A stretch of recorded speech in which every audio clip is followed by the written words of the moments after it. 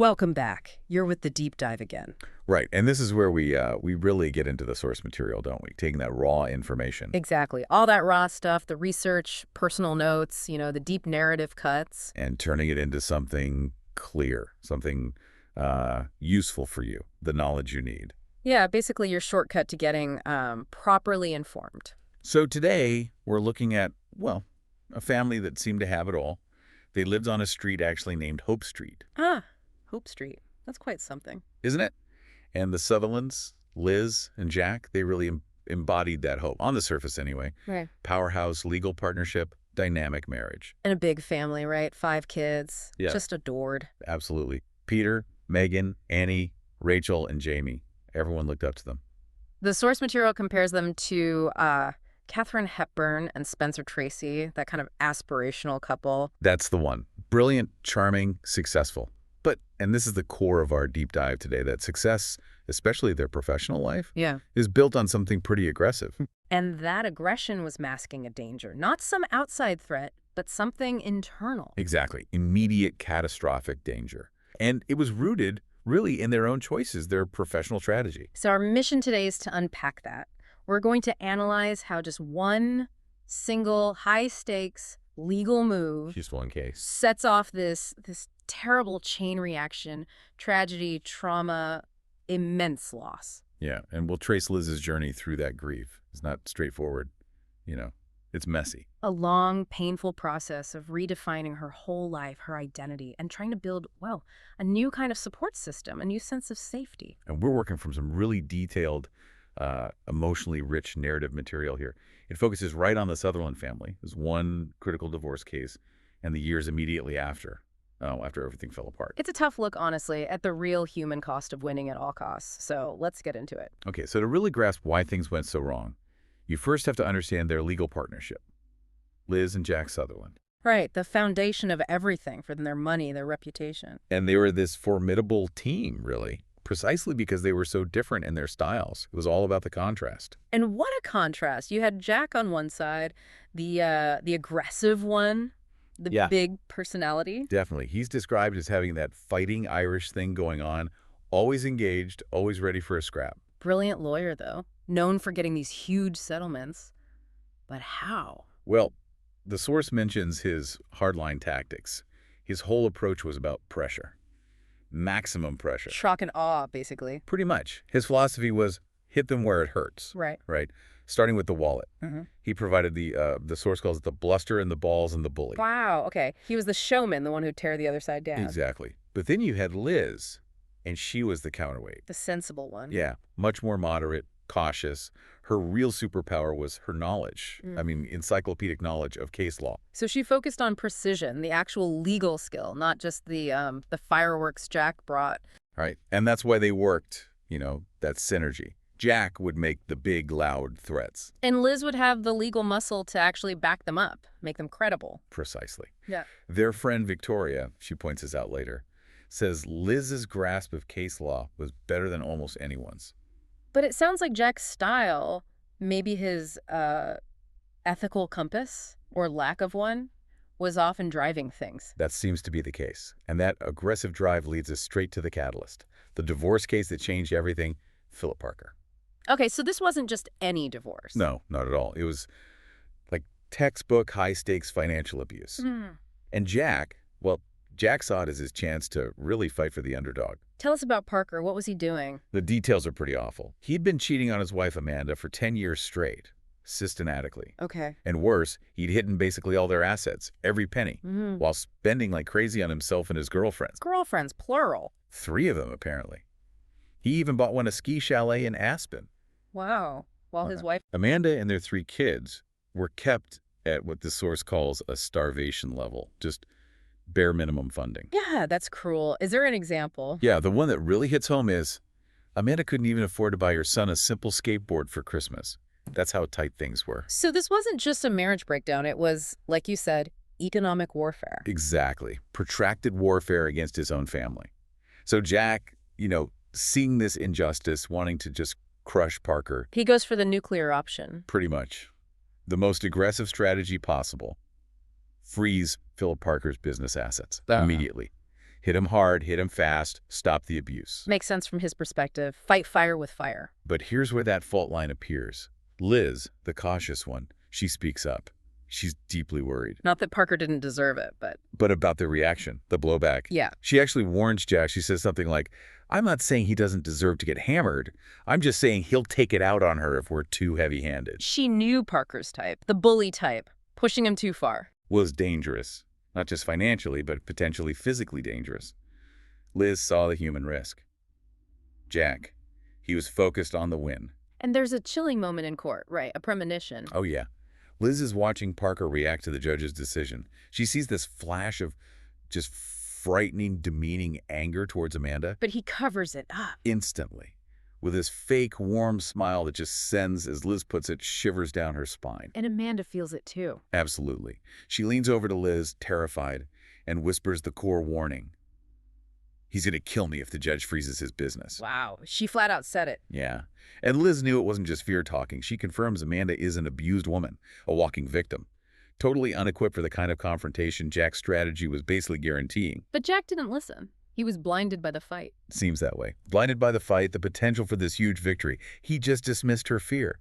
Dismissed the risk to his own client's safety. Okay, so before we get to the fallout, we need to understand the family life this career was built around, the life that was about to be shattered. Exactly. It's important context.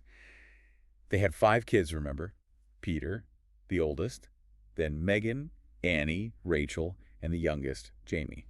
And the narrative focuses a bit on Jamie, right? He was 9. Yeah, Jamie's story is central. He was born really early, 2.5 months premature, had some birth damage, oxygen issues. Which meant he was learning delayed. Right. But the family's approach to him, it was incredible. The source says they learned to cherish him and appreciate his abilities rather than mourn all that he wasn't. That's beautiful. He sounds like a sweet kid. He's described as the kindest, gentlest, most loving of all the children, which makes the outside pressure, especially from Liz's own mother, seem even harsher. Right. Helen. Liz's mother. She wasn't supportive. Not at all. She comes across as, well, the source later calls her the voice of doom. And apparently that started way back. What did she say about Jamie? Called his birth a tragedy. Constantly suggested he should be sent away somewhere, saying he burdened the other kids. Just awful stuff. God, who stood up for him? Jack. Jack was always the one defending Liz and Jamie against Helen's negativity. He was their shield in that sense. So managing this big family, 5 kids, plus 2 high-powered legal careers, how did they even do it? It all hinged on Liz, really. Her being intensely organized and detail-conscious, and crucially, on their housekeeper, Carol. Carol, she sounds important. Absolutely essential. A young Mormon woman, been with them for 14 years, completely devoted to the family, especially Jamie. Liz herself knew she couldn't manage without Carol's stability. Carol was the anchor, the structure that held it all together while Liz and Jack were often absent pursuing these careers. Precisely. She provided the consistency, and that carefully built structure. It's about to face the ultimate test. The final moments of normalcy, and they happen around Christmas, right? Yeah, the source paints this picture of Christmas preparations.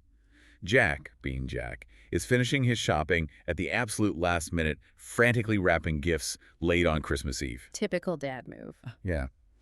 Meanwhile, Liz and Jamie are making cookies. Yeah. And there's this sweet little detail. Jamie only wants chocolate chips while Liz is trying to get him to use the festive sprinkles. It's a tiny, perfect moment of just normal family life. Exactly. And Jamie's big hope for Christmas. Yeah. That shiny red bike Peter promised he'd teach him to ride. Okay. So we have this picture. A successful, complex, loving family built on intense organization and this precarious legal partnership. The stability feels real, but we know the danger is right there. It's right there.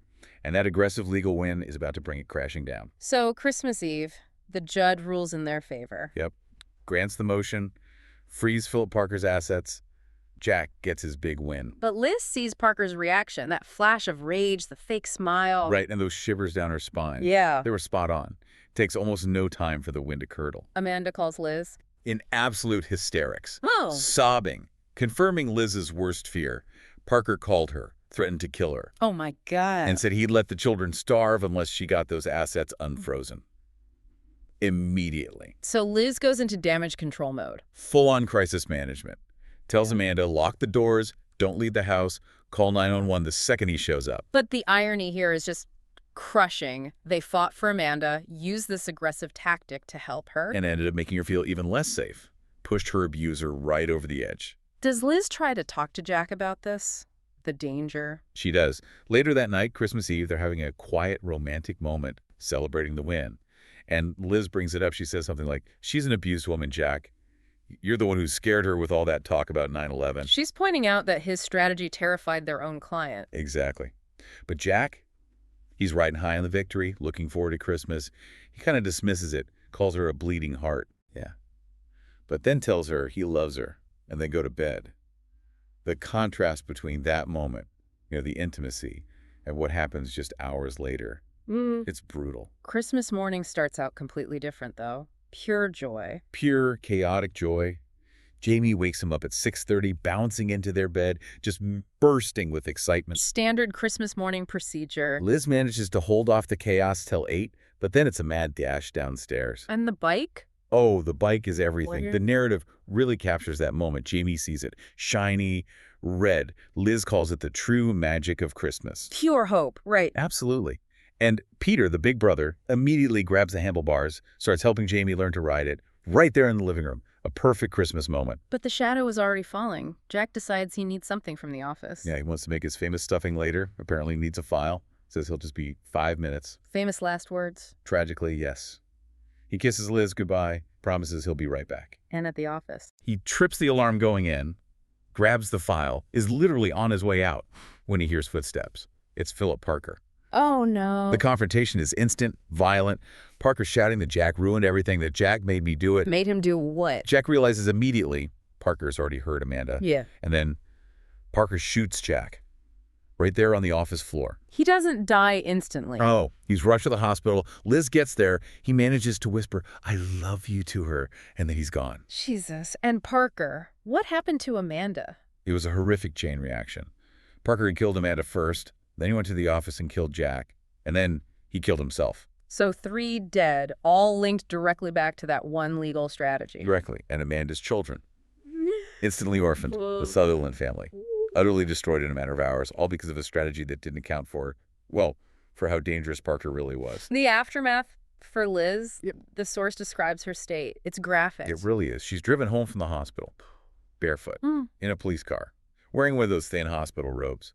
And it's stained. Bright red with Jack's blood. Ah. That single image, it just strips away everything, the power, the composure. She's physically marked by the trauma. And then Carol, the housekeeper, says something unintentionally cruel. Yeah, it's devastating.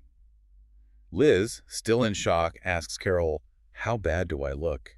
And Carol, trying to be helpful, I guess, says she looks like Jackie Kennedy in Dallas. Oh, God. What a comparison to make in that moment. Crushing, right. Yeah. Liz realizes she's not just a widow. She's now this public figure of sudden, violent tragedy. She has to change robes immediately just to try and pull herself together before facing the kids. The memory isn't just hers anymore. It's public. It's bloody. And then comes the hardest part, telling the children. She gathers all 5 of them. How does she even start? Jamie, the youngest, the most sensitive, he senses the chaos, the terror. He asks this simple, impossible question, where's Daddy? And Liz? She tries to be direct, simple, tells him he was shot by the husband of a client, and that he died. How do they react? Jamie, he just shatters first, pulls away from her, runs upstairs screaming, I don't believe you, that's not true. Oh, that poor kid. Liz finds him later, curled up in a ball in the corner of his room, hands over his head, just trying to physically shield himself from the pain. That image. It's the start of all their trauma responses. And the house itself. The Christmas setting. It becomes unbearable. Yeah. Liz looks at the tree, the open presents, and suddenly they feel like an offense, like a grotesque mockery of the happiness that was there just hours before. What a feeling. Total, overwhelming helplessness. The foundation of her life is just gone. She knows she has to keep going for the kids, but she has absolutely no idea how. Where do you even begin after that? So the immediate aftermath, it must have been a complete blur for Liz. The source describes it as moving underwater. Just shock, disbelief. But thankfully, she wasn't entirely alone. Her friend Victoria stepped in. Yeah, Victoria Waterman. Her closest friend, also a lawyer, a former PI attorney. She just showed up quietly with an overnight bag and said she was staying for the duration. Wow, what did she do? Mostly just was there. provided that quiet, essential emotional support, just a physical presence. So Liz wasn't completely isolated in those first horrific days. Sometimes that's exactly what's needed. No words, just presence. Exactly.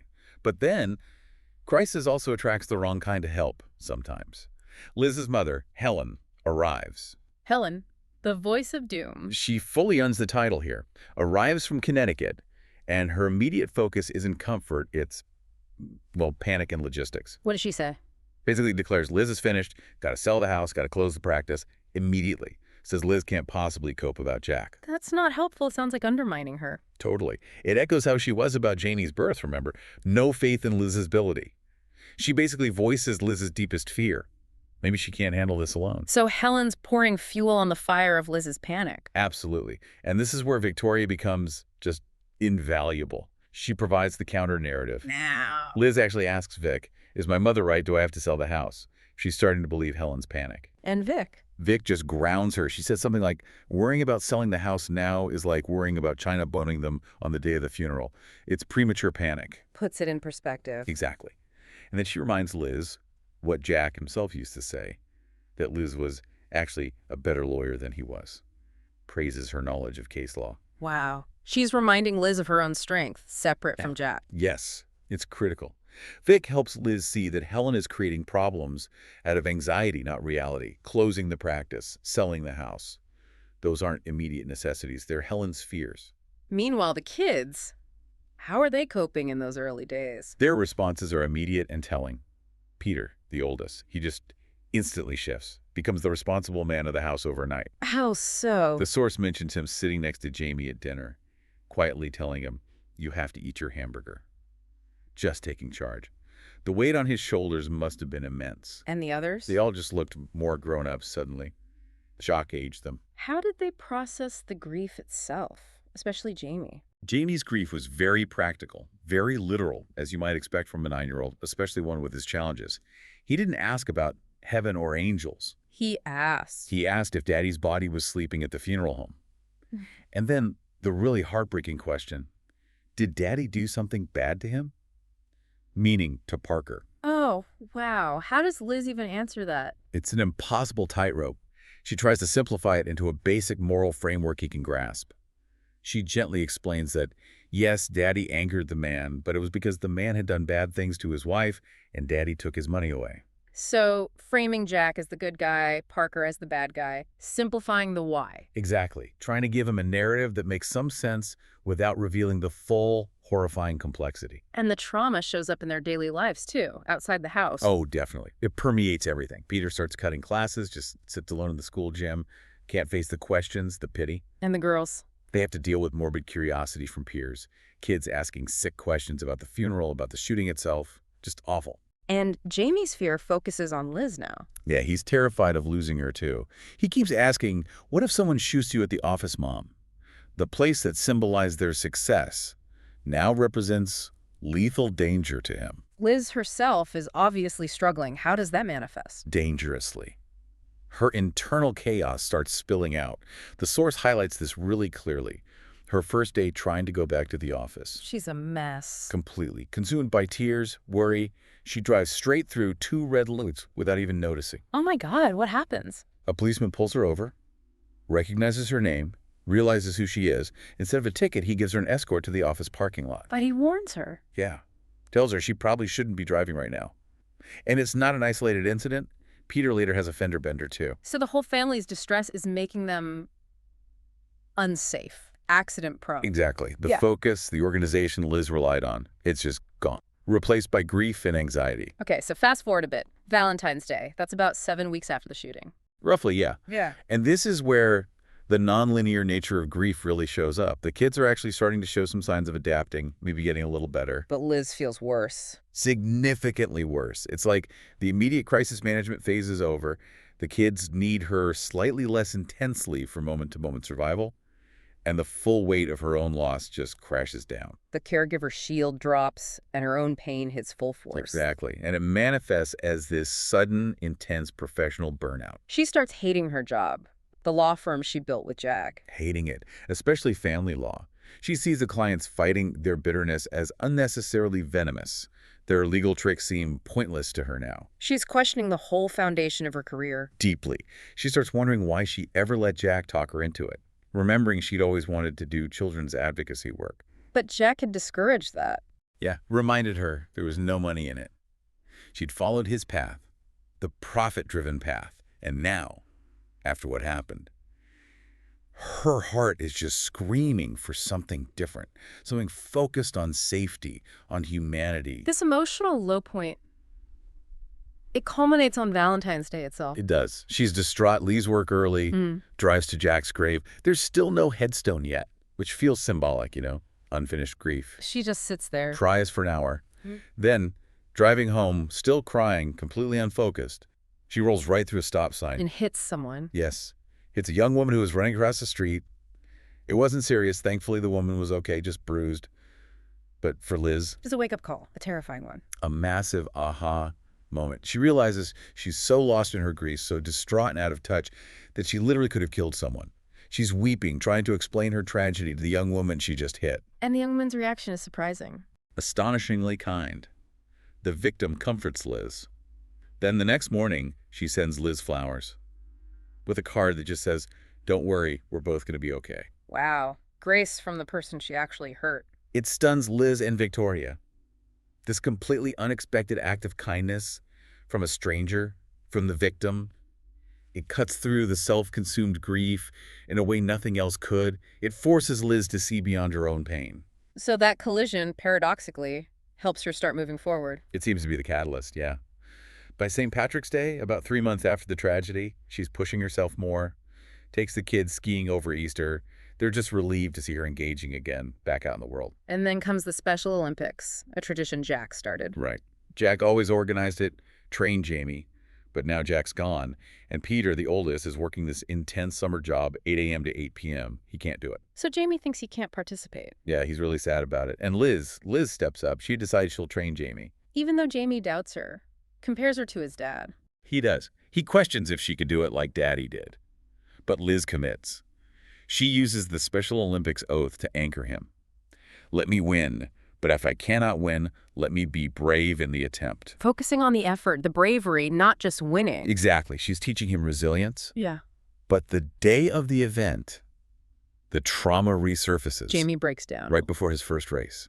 Bursts into tears, shouting, "I can't do it without Daddy." That fear of failure, the grief, it just overwhelms him. How does Liz handle it? She's fighting back her own tears, but she encourages him. Just try one event.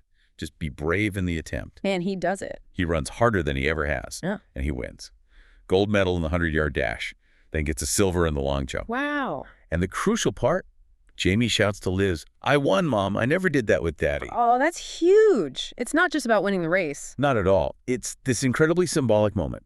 It proves to Jamie he can succeed without his dad. And it proves to Liz that she can step into those roles, be the support he needs. It's a real turning point for both of them. They navigated back to maybe not stable ground, but safer waters. Safer waters, exactly. They found a way to move forward together. But just when things seem to be stabilizing, the narrative throws another curveball?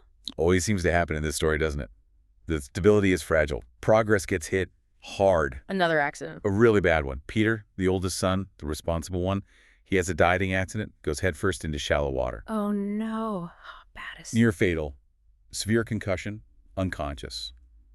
And a hairline fracture of the C4 cervical vertebra. Neck fracture. He's rushed to the trauma unit. For Liz, this must feel like a nightmare repeating. Horrifying. The source says it's a terrifying mirror of Jack's death, the hospital, the fear of loss. She's confronting that potential double trauma. She's terrified. What does she do? Stays glued to Peter's bedside. Just talks to him constantly. Not whispering, but using the strong, commanding voice, almost forcing him to fight, to come back, until finally he moans. He wakes up. Thank God. Yeah. And this crisis brings a new person into their orbit. Dr. Bill Webster, The doctor in charge. head of trauma. He's described as initially brusque, very professional, focused on the injury, the severity, but underneath, there's compassion. He sees what Liz is going through. He quickly picks up on it, recognizes this family has already been through a lot, as he puts it. And he shows that compassion how... Through action, really. Jamie arrives at the hospital later, totally panicked, He thinks Peter's going to go away like Daddy, just terrified. Understandable fear for him. Totally. And Bill sees this. And even though ICU rules are super strict, especially about kids visiting, Bill bends them. Lets Jamie go in to see Peter. That's huge. It is. And Jamie's relief when he sees Peter is alive. I thought you were dead, he whispers. Bill understood that the emotional need, the need to quell that terror, outweighed the rule book in that moment. So Bill starts to see the human side of this family's tragedy. Definitely. And he and Liz start to connect, slowly, over this shared stress maybe, dealing with catastrophe daily, him in medicine, her in law. How does it start? Really low-key. Pizza, movies, simple stuff. Bill's pretty guarded himself. Divorced 10 years, no kids, a bit cynical about marriage. How cynical. He makes this dry comment to Liz, if people were actually happy, you'd be out of business, that kind of thing. Very different vibe from Jack's sort of aggressive idealism. Okay, so slow burn. How long does this go on? The relationship develops subtly over about 10 months. And then Liz takes this really significant quiet step. What's that? She takes off her wedding ring, just removed it. No announcement. Does anyone notice? Peter does. The ever-observant Peter. He sees it immediately but doesn't say a word. His internal thought, though, is supportive. Mom can do whatever she wants. She needs more than that in her life. He gets it. Silent approval from the man of the house, but not everyone is okay with it. No, not at all. Megan, who's 15 by now, she is furious. Vehemently opposed to Liz dating Bill. Why? What's her reasoning? She sees it as a total betrayal of Jack. Asks Liz. That's disgusting. What about Daddy? For Megan, Bill is this, intruder. A threat to her father's memory, her mother's loyalty. She wants things to stay as they are, preserve the memory. Exactly. She tells Liz, you don't need a man. You have us. It's a defense mechanism, right? Trying to hold on to the family unit, the security she lost. Bill represents change, and change feels dangerous. So Liz is caught between her own needs and her daughter's grief and anger. Precisely. And she tries to bridge that gap. Hopes maybe if the family spends time with Bill, they'll accept him. So she invites him for Thanksgiving. Uh-oh. Sounds like a potential disaster zone. Yeah, you can feel the tension building. Peter and Jamie seem okay with Bill. They like him all right. The dinner starts off a little awkward, but fine. Bill tries to fit in, even offers to help carve the turkey when Peter's struggling a bit. He's making an effort. He really is. Mm-hmm. And then he makes the mistake, the catalyst for the explosion. What does he say? Trying to be encouraging, connect with Peter while carving, he says, let me give you a hand, son. Son. Oh, boy. That one word. It just ignites Megan. She snaps. What does she do? Starts attacking Bill directly. Dredges up things Jack supposedly said, like only morons and brutes play football because Bill played in college. Demands to know why he even has to be there. She's deliberately trying to hurt him, using her dad's memory as a weapon. Absolutely. Weaponizing Jack against Bill. And then she crosses the line, a really devastating line. What does she say? She screams at Bill, "I'll bet Daddy hates you for it," and storms off. Oh, Megan. That's brutal. How does Bill react? He's just devastated, Yeah. crushed. He sees himself exactly as Megan painted him, the interloper. He realizes he can't win. He can never measure up to this idealized memory of Jack that Megan's holding on to. So the Thanksgiving gambit backfired. Spectacularly. Completely. And the breakup is swift. Bill calls Liz later that night. What does he say? Claims he has blinding clarity now. Says the whole romance was just temporary insanity, that it's over. Does he explain why? Yeah. He says flat out, I don't fit into your family.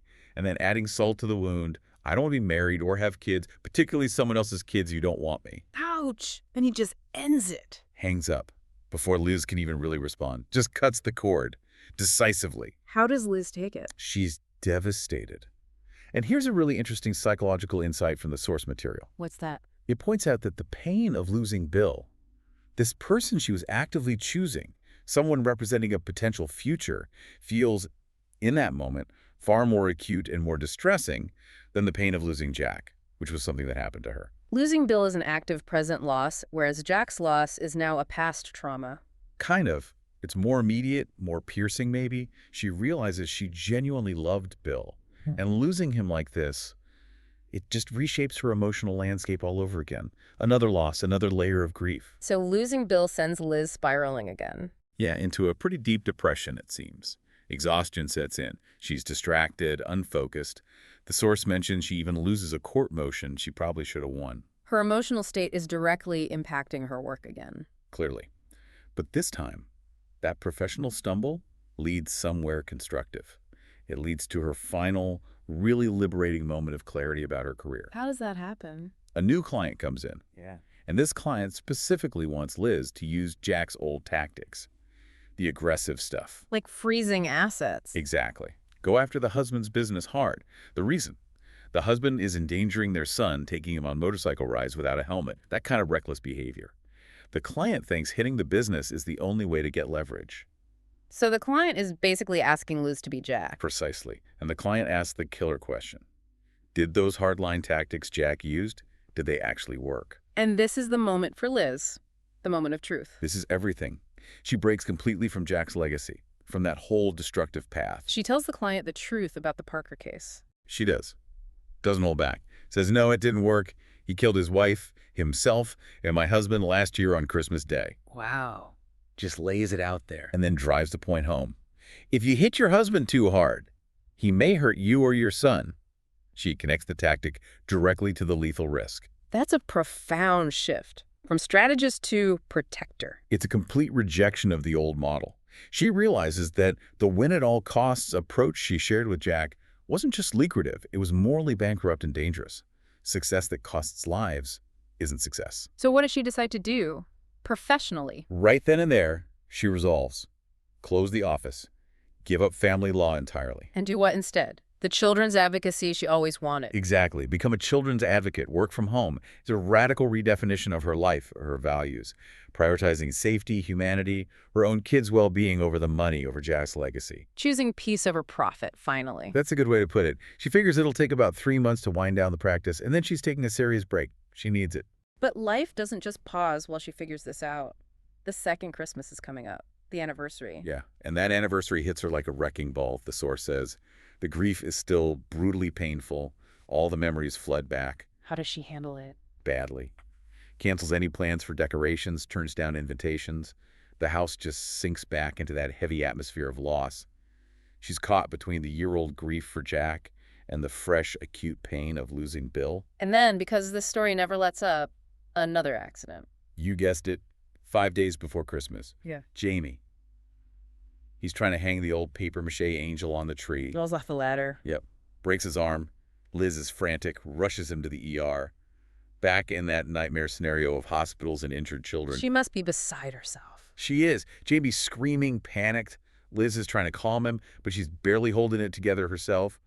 And then the universe, or maybe just hospital scheduling, intervenes. Bill Webster walks in. Bill walks in, sees Liz, not as the ex he dumped, but as this frantic mother with a terrified child. And he just steps in. Takes over. With quiet competence. Bypasses Liz almost entirely, goes straight to Jamie, calms him down, examines the arm gently. What does he say to Jamie? Distracts him. Asks him to promise he'll let Bill draw on the cast later. Asks about that kite they never got to fly. He provides that calm, stable, protective presence that Liz, in that moment, just can't. Does he talk to Liz afterwards? After the arm is set? Briefly.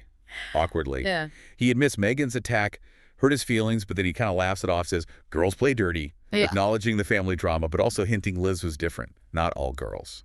So still sounds like it's over between them. Liz leaves the hospital thinking exactly that.